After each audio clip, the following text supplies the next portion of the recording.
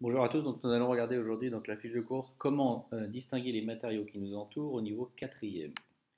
Donc quelques rappels déjà sur la masse et le volume. Donc la masse d'un corps est une grandeur qui représente la quantité de matière qu'elle contient. Dans le système international, son unité est le kilogramme, donc de symbole petit k, petit g. Une unité qui est plus usuelle, entre autres en chimie, c'est le gramme, donc de symbole petit g. Le volume d'un corps donc, est la grandeur qui indique l'espace qu'occupe ce corps. Dans le système international, son unité est le mètre cube, de symbole petit m avec un 3 en exposant. Attention, le 3 est en exposant, c'est-à-dire au-dessus. Les unités usuelles donc, sont ce qu'on appelle le centimètre cube, le litre, utilisé plus couramment dans la vie de tous les jours, ou alors le millilitre, donc petit m et grand L. Donc le millilitre est utilisé par exemple dans les recettes de cuisine quand on vous dit de prendre 500 millilitres de lait ou 1 millilitre de lait, pareil. Quelques rappels usuels. 1 litre, donc c'est égal à 1000 millilitres. 1 centimètre cube, c'est égal à 1 millilitre, c'est-à-dire que dans un cube qui fait 1 cm sur 1 cm sur 1 cm, vous pouvez mettre 1 millilitre donc d'eau, de lait ou de liquide plus généralement. Ensuite, 1 mètre cube, donc c'est la même chose que 1000 litres. Donc si vous prenez un cube de 1 mètre de côté, vous pourrez mettre dedans 1000 litres. Donc, alors 1000 briques, le contenu de 1000 briques de lait. 1 millilitre, c'est 0,001. Le 1 est sur le troisième chiffre après la virgule, donc ça c'est un millième de litre. Alors ensuite, nous arrivons à la masse volumique. Donc la masse volumique est notée en ρ, donc c'est une lettre grecque, donc d'une substance, donc est une grandeur physique que l'on calcule en divisant la masse, notée m, de cette substance par son volume, noté v. Donc ici, la masse volumique, ρ, c'est bien une division, donc ici, la fraction de la masse divisée par le volume. Donc dans le système international, son unité est le kilogramme par mètre cube. Pardon. Donc kilogramme par mètre cube. Donc si vous avez ici donc, une masse volumique en kilogramme par mètre cube, c'est-à-dire que vous avez mis la masse en kilogrammes et le volume en mètre cube. Ou dit différemment, si vous mettez la masse en kilos, le volume en mètre cube, vous obtiendrez la masse volumique en kilogrammes par mètre cube. Des unités qui sont un peu plus usuelles donc pour la masse volumique sont le kilogramme par litre et le gramme par centimètre cube. On va revenir à ces significations dans quelques instants.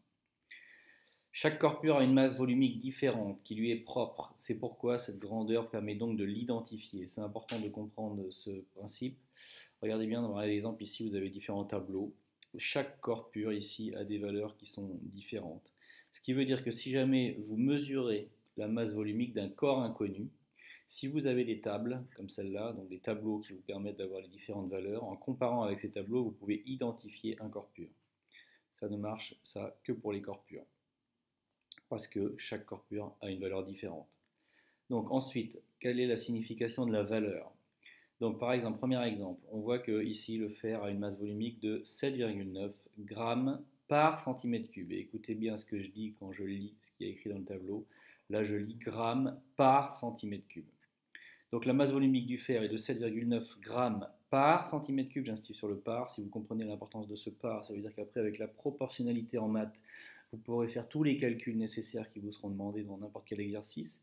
Donc cela signifie qu'un volume de 1 cm3 de fer a une masse de 7,9 grammes.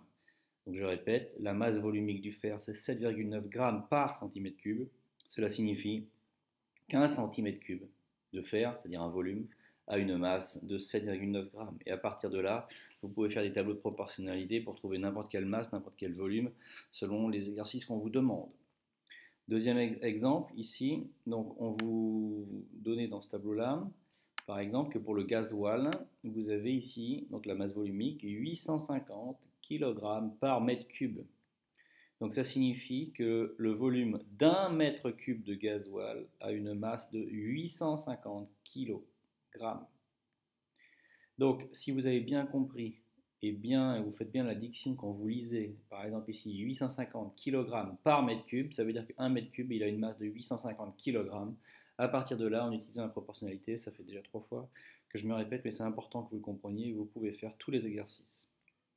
Donc ensuite, à retenir, une chose importante, la masse volumique de l'eau, qui est quelque chose de très important. Donc c'est 1 kg par litre, ou dit de manière plus simple, 1 litre d'eau, le volume d'un litre d'eau, c'est le volume la masse, pardon, excusez-moi, la masse associée à un volume de 1 litre, c'est 1 kg. Si vous mettez 1 litre d'eau sur une balance, la balance indiquera de l'eau pure, hein, la balance indiquera 1 kg. C'est une autre manière de l'écrire, c'est de dire que la masse volumique de l'eau, c'est 1 gramme par millilitre. Si vous mettez sur une balance un volume de 1 millilitre d'eau, la balance indiquera 1 gramme. Et vu que 1 millilitre c'est la même chose qu'un centimètre cube, ben 1 gramme par millilitre c'est la même chose que 1 gramme par centimètre cube. Et donc si je prends un volume de 1 centimètre cube d'eau, que je le mets sur une balance, la balance indiquera 1 gramme. Ne perdez pas de vue que là je vous en donne 3 parce que selon les exercices, selon les problèmes qu'on vous demande, ça peut être plus utile de prendre soit 1 kg par litre, 1 gramme par millilitre ou 1 gramme par centimètre cube. Ça dépend en fait les unités que vous avez dans le problème, dans l'exercice par rapport à, excusez-moi, par rapport à, donc, au volume et à la masse. Donc ensuite, on continue. Donc ça, c'est une petite image pour vous montrer donc, le bilan. Vous avez ici la formule. Ici, regardez bien dans la masse, vous mettez la masse en kilos, le volume en mètres cubes. Donc vous obtenez la masse volumique en kilogrammes par mètre cube. Donc ensuite, on vous dit qu'il faut mesurer la masse. Donc si vous mesurez la masse, vous utilisez une balance. Et pour mesurer le volume d'un solide, on a fait plusieurs expériences, mais il y en a une qui s'appelle donc la mesure par déplacement d'eau. Vous mettez donc ici un volume que vous repérez d'eau, par exemple ici, donc on voit qu'il a été mis 50 millilitres. Vous regardez bien le bas du ménisque, vous mettez un objet solide, donc l'eau, le niveau de l'eau va monter. Donc ici vous regardez le volume V2, et quand vous faites V2 moins V1, vous obtenez donc le volume du solide qui a été mis dans l'eau. Donc ça s'appelle la mesure du volume par déplacement d'eau. Ensuite, une image que je trouvais très intéressante parce qu'elle reprenait tous les calculs avec les manipulations.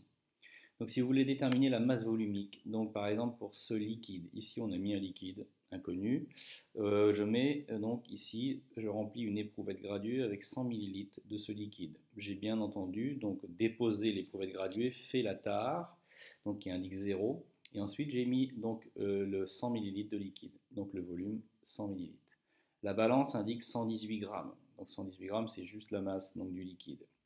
Donc ça veut dire que la masse volumique, j'écris la formule, ρ égale m sur v, je remplace par les valeurs 118, 100, et faites attention au niveau des unités. Ici, si vous mettez la masse ici en grammes, le volume ici donc en millilitres, si vous mettez directement les valeurs qu'il y a là, ça peut être tout à fait bon à condition de mettre la bonne unité qui est ici grammes par millilitre.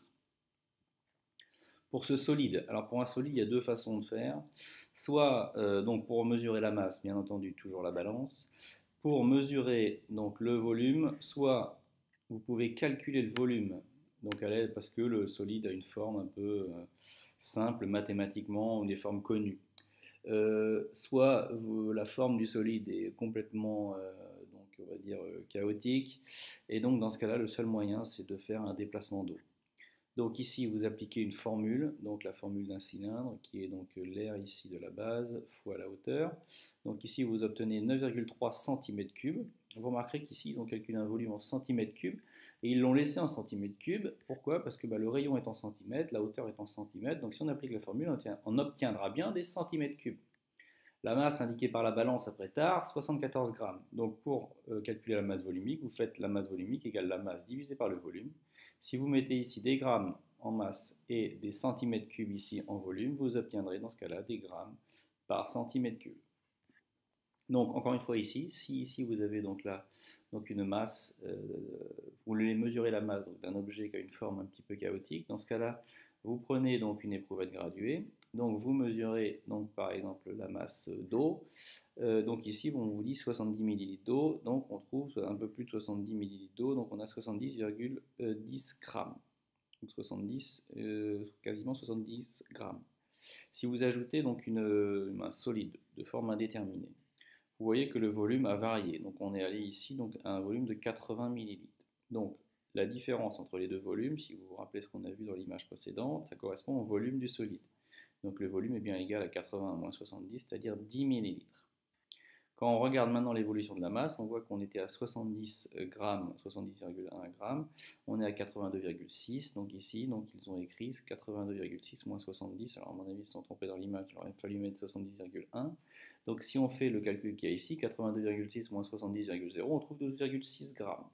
Donc on a la masse, on a le volume, donc cette fois-ci, regardez bien, la masse, la masse volumique, c'est toujours la masse divisée par le volume. Donc 12,6 c'est la masse en grammes. Ici vous avez le volume, donc 10 en millilitres. Vous remarquerez qu'ici ils ont mis grammes par centimètre cube. On peut mettre grammes par centimètre cube. On aurait aussi pu mettre, et ça aurait été plus simple, grammes par millilitre. Cela revient au même. Ensuite, les températures de changement d'état. Donc on a vu déjà en cinquième, au cours d'un changement d'état d'un corps pur, la température reste constante. Ici, on parle d'un palier de température. Ce n'est pas le cas pour les mélanges. Donc dans un mélange, vous auriez par exemple une évolution de la température qui augmente et quand le changement d'état commence, vous auriez aussi encore une température qui augmente. Donc c'est ce qui permet de différencier un mélange d'un corps pur. Si c'est un mélange, vous avez une évolution donc, de la température sans palier. Si vous avez un palier, vous pouvez affirmer qu'il s'agit d'un corps pur. Chaque corps pur a des températures de changement d'état qui lui sont propres. Donc cela permet encore une fois de les identifier. Concrètement, la méthode est la suivante. Vous faites la courbe d'évolution, vous voyez un palier de température à une certaine température. Donc ici par exemple 420. Vous imaginez que vous cherchiez donc la nature du métal ou du corps que vous êtes en train de faire fondre. Et bien dans ce cas-là, vous prenez un tableau de valeurs trouvé dans les manuels, vous comparez donc la valeur que vous obtenez pour la température du palier avec ceux du tableau, vous comparez et ensuite vous pouvez en déduire que le métal ici qui a fondu, 420, c'était bien du zinc. Donc toujours pareil, chaque corps pur a des températures différentes de changement d'état, ce qui permet de les identifier, bien sûr si vous avez le tableau de valeurs pour pouvoir comparer. Sans ça, c'est assez difficile. Donc les changements d'état ici, je vous rappelais juste donc quelques états les états de la matière, solide, liquide, gaz, avec ici donc les températures pour l'eau. Ça, ce sont juste des simples rappels donc, de cinquième. Ensuite, donc là, ça c'est pour imager donc, le changement d'état ici donc, avec un corps pur. Présence d'un palier, vous pouvez affirmer que c'est un corps pur. Si vous avez donc une courbe qui est de ce type-là, donc vous avez une température qui décroît, mais ici pas de palier, donc ça continue tout le temps. Donc la température a diminué, donc vous pouvez affirmer que c'est un mélange. Pas de palier, vous pouvez affirmer que c'est un mélange. Palier, vous pouvez affirmer que c'est un corps pur. Et avec la température, donc ici vous pouvez, si vous avez le tableau, trouver la nature de ce corps pur. Enfin, pour finir en image, donc ici, donc vous avez, donc si vous avez un corps inconnu, vous pouvez donc tracer la courbe de la température ici. Et si vous obtenez un palier, donc comme je viens de le dire, donc vous pouvez affirmer que c'est un corps pur. Et en fonction de la température de changement d'état, si vous avez le tableau, vous pourrez identifier ce corps. Idem pour la masse volumique. Si vous mesurez le volume, que vous mesurez la masse, vous pouvez calculer la masse volumique. Et si vous avez un tableau comparatif avec différentes valeurs, vous pourrez, si les valeurs sont identiques, identifier ce corps pur. Enfin, les propriétés physiques d'un matériau sont nombreuses. On peut distinguer sa couleur, on peut distinguer sa conductivité électrique, sa propriété magnétique. Comme on les a vus déjà, donc ça, les couleurs, vous avez déjà vu ça avant dans votre scolarité. La conductivité électrique, c'est par exemple les métaux qui conduisent le courant. Les propriétés magnétiques, par exemple le fer est attiré par un aimant, mais pas les autres. Il y a d'autres métaux qui ne sont pas attirés donc par un aimant. La température de fusion, important, chaque métal est caractérisé par une température de fusion. Température de fusion, la fusion étant un exemple de changement d'état. Et la masse volumique, chaque métal est caractérisé donc par une masse volumique. Par exemple, pour le fer, c'est 7,9 grammes par centimètre cube, et ce n'est pas une autre. Donc voilà, donc j'espère que cette relecture de cette fiche de cours vous aura été utile.